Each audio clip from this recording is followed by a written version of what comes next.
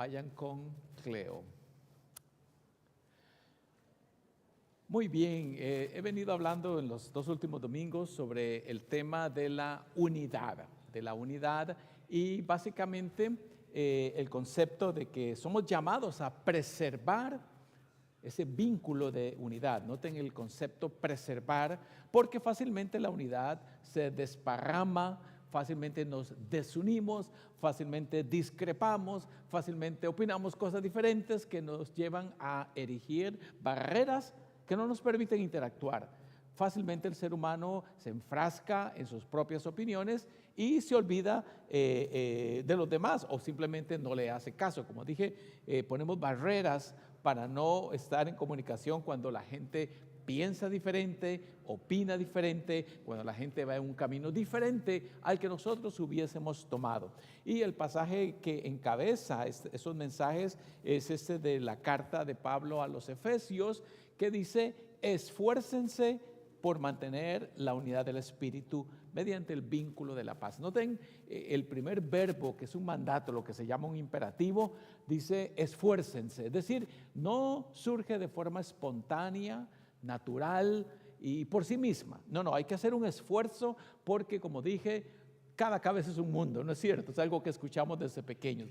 Cada persona tiene su opinión, su pensamiento, su forma de ver la vida y no es fácil coincidir y respetar las opiniones de otras personas, pero debemos hacer el esfuerzo porque vivimos en comunidad y un concepto que he venido mencionando en varios mensajes anteriores es que la humanidad ha logrado salir adelante en términos, por ejemplo, de desarrollo, civilización, inventos, por trabajar en equipo, por cooperar, por quitar esas barreras y tratar de trabajar por un bien común, por unas metas en común, porque de lo contrario cada uno jala para su propio lado y no podemos alcanzar esas metas superiores que rebasan, por decirlo así, todo lo que nosotros pudiéramos pensar y trabajamos en equipo. Y por eso es que el apóstol Pablo, pensando en el concepto de iglesia, que es un grupo de seres humanos redimidos, bautizados, etcétera,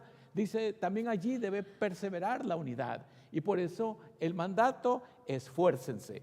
Pero vivimos en sociedades, quiere decir que interactuamos unos con otros. El ser humano no vive aislado, tiene de otra manera que interactuar con el vecino, con el compañero de trabajo, el compañero de estudio, la gente aquí en la iglesia, y debemos aprender a conocer normas básicas, por decirlo así, de interacción, de cooperación, de lograr mayores bienes y mayores metas de las que nosotros de forma individual quisiéramos alcanzar. Y aquí tenemos un individuo con su vecino. Dice: un día mi vecino me vio acostado en una hamaca y me dijo: la pereza es pecado. Y yo le dije: la envidia también. Vivimos en sociedad y las cosas suceden. De una u otra manera vamos a tener una opinión de lo que sucede al lado, de lo que sucede al frente o de lo que escuchamos en las noticias o en cualquier lugar. Ese otro que es dramático. Miren, dice: mi amor, mataron al cura que nos casó. Ya ves, yo te lo dije, en esta vida todo se paga. Ese da escalofríos, ¿no? Da un poco de escalofríos, pero nos ayuda a ver la realidad. Y este otro que se los traigo como aderezo: doctor, llevo 5 días soñando con hormigas jugando fútbol. Tómese esto y hoy podrá dormir bien. Está loco, hoy es la final del juego. Muy bien, eso es para enfilar nuestros pensamientos a ese punto de la unidad. La epístola que leímos hoy es una carta llamada a los Corintios, y me gusta ubicar en su contexto histórico, geográfico, como me han escuchado los que vienen con regularidad a la iglesia, para entender estos pasajes de la Biblia que, como fueron escritos hace más de 2000 años, muchas veces no entendemos a cabalidad, digámoslo así, el concepto, los mandatos, porque fue escrito en otra cultura, en otro idioma, miles de años atrás, y no siempre, digámoslo así, fluye de forma natural el significado. Y de ahí que por eso hay tantos grupos y denominaciones cristianas que interpretan la Biblia de una o de otra manera, porque lo leen con ciertos lentes, digámoslo así, que ya filtran lo que va a decir allí. Bueno, y como educador que he sido en el campo, en ese campo, me gusta enfatizar esos detalles. Por ejemplo, ¿qué es eso de Corinto? Bueno, Corinto era una ciudad, usted la puede ver acá en el sur de Grecia. Ahí hay un punto rojo que dice claramente Corinto. Y esa línea verde tiene que ver con lo que se llama los viajes que hizo el apóstol Pablo para predicar el evangelio. Pablo es presentado en la Biblia, especialmente en un libro que se llama el libro de los Hechos, como un misionero. Es el primero que arranca y sale de sus fronteras geográficas y culturales para llevar el evangelio a otros lugares. Y entonces usted puede ver aquí que desde Jerusalén, un poquito más acá abajo, desde Jerusalén, en su viaje misionero, sube a Antioquía, pasa por las ciudades que aparecen allí en los puntos verdes, puntos rojos como Tarso, Derbe, Iconio, Antioquía, Troas, cruza a Europa, a Filipos, Tesalónica, Berea, Atenas y llega a la ciudad de Corinto. Corinto era una ciudad griega, de hecho está en el sur del sur de Grecia. Hoy nosotros llamamos a toda esa masa continental Grecia, pero en la antigüedad ustedes saben que las fronteras se mueven, guerras y luchas, y entonces en aquel entonces cada una de esas ciudades era, por decirlo así, lo que nosotros llamaríamos un país, una pequeña nación que tenía su propio gobierno, su propia estructura política, etc. Y una de esas ciudades era Corinto. Corinto era un puerto. Ahí se nota el puerto de Corinto, que está en la pura orilla de lo que se llama el mar Egeo. Y entonces el apóstol Pablo viajó por todas esas ciudades predicando el evangelio y fundando iglesias. Y una iglesia que fundó es la iglesia en Corinto. Y entonces después les escribe una carta, como a los 3, 4 años, les escribe una carta para solucionar unos conflictos internos que tenía la iglesia. Y entonces aquí viene el punto de que la iglesia de Corinto tenía muchos conflictos internos, muchos. Basta leer las cartas para percatarse de las cosas que se estaban discutiendo de forma interna dentro de la iglesia. Y entonces el apóstol Pablo escuchó de los problemas que habían en Corinto y trató de dar alguna respuesta a algunos de esos asuntos que se habían suscitado, y escribe la carta que hoy llamamos Primera de Corintios, porque tenemos 2 cartas. Hay otra que se llama Segunda de Corintios. Es decir, la comunicación fue fluida, no solamente, y sabemos también, por cierto, que habían otras cartas que se mencionan en las mismas cartas de Pablo, donde él dice algo así como: en la carta previa les escribí tal y tal cosa. Entonces sabemos que había una correspondencia fluida entre Pablo y la iglesia. Todo esto es para entender esta carta, ese pasaje y varios otros que voy a tocar más adelante sobre lo que sucedía en la iglesia en esta ciudad llamada Corinto.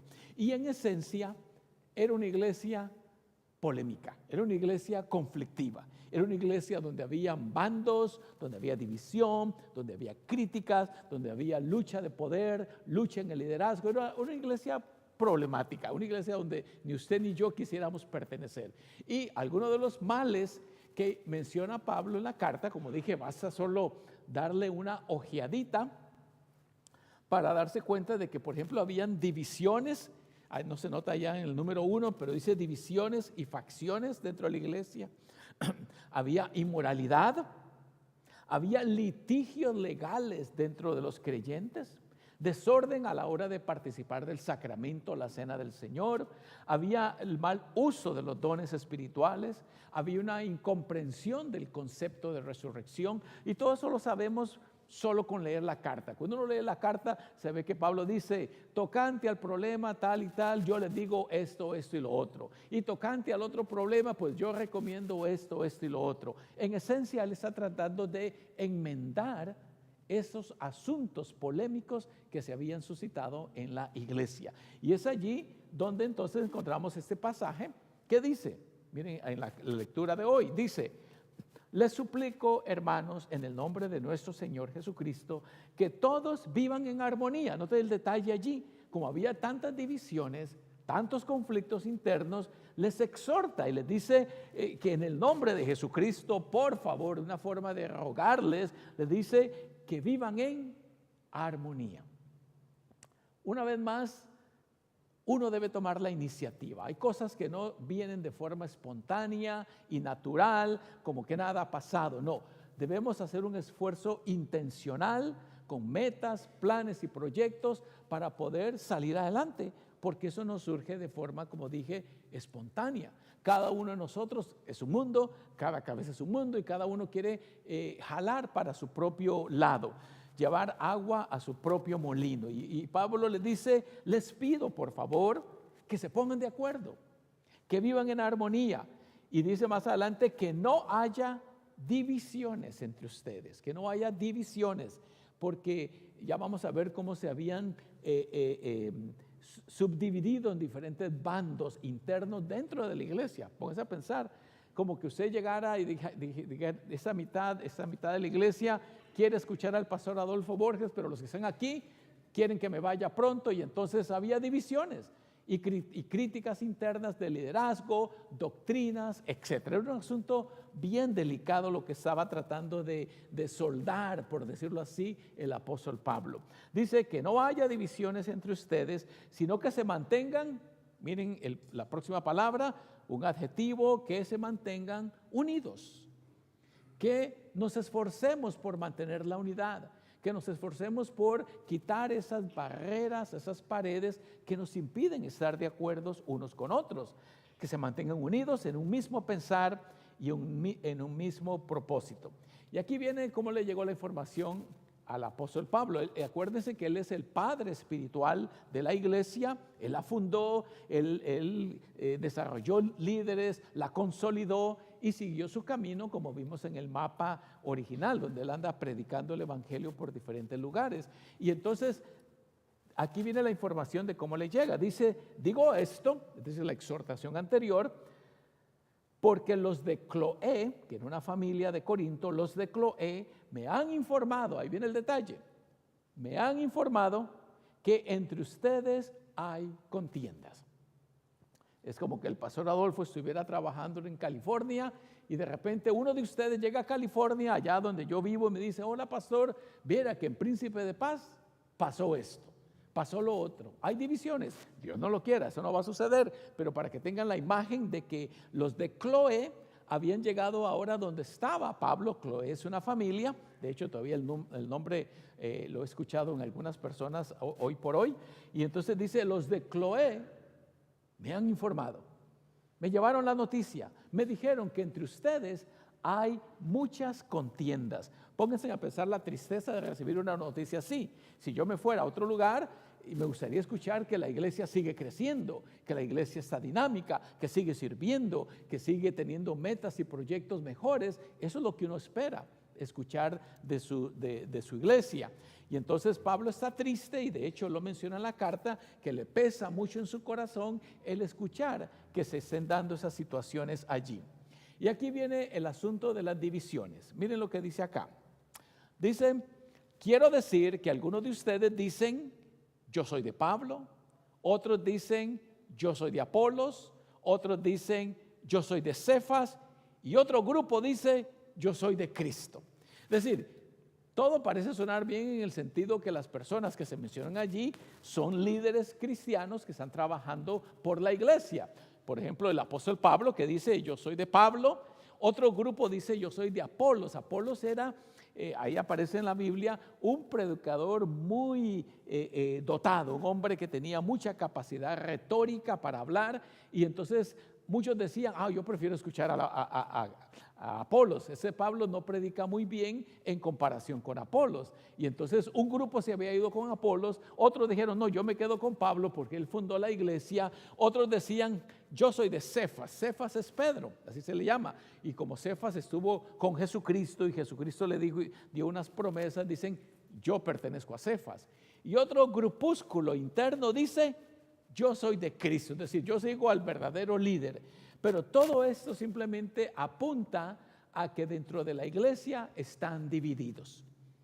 Están simplemente en facciones, agrupados en facciones, sin tener una sola meta.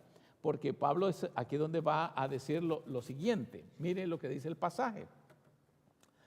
¿Acaso Cristo está dividido? ¿Acaso Pablo fue crucificado por ustedes? o fueron ustedes bautizados en el nombre de Pablo. Es decir, aquí está tratando de enumerar unas simples razones de por qué debiéramos permanecer unidos. Los líderes son solamente líderes puestos por Dios para guiar al pueblo de Dios, pero no se trata de que dependamos de esa persona o que dependan de mí o de otro líder que venga a predicar, sino que Pablo dice, Cristo no está dividido. Él es uno y todos debiéramos seguirlo a Él. Si un pastor, X pastor, quiere poner la atención solamente en sí mismo para que la gente lo siga, está errado, porque la función del líder es apuntar hacia Jesucristo y no permitir que la gente dependa de uno mismo. Y por eso Pablo dice, esos son solamente líderes que Dios ha puesto y todos debiéramos seguir a Cristo. Y por eso el pasaje que nos encabeza esta serie de mensajes, esfuércense. Y hago hincapié en esa palabra, esfuércense por mantener la unidad del Espíritu mediante el vínculo de la paz. Todos nosotros tenemos una u otra parte que jugar para que esta iglesia crezca, para que esta iglesia salga adelante, para que esta iglesia se haga manifiesta a la comunidad y traigamos a otras personas, porque cada uno de nosotros tiene que hacer ese esfuerzo que dice el apóstol Pablo. Y ahora que la paz de Dios, que sobrepasa todo entendimiento, guarde sus corazones y mentes en Cristo Jesús, Señor nuestro. Amén. Nos ponemos de pie para continuar con el próximo himno.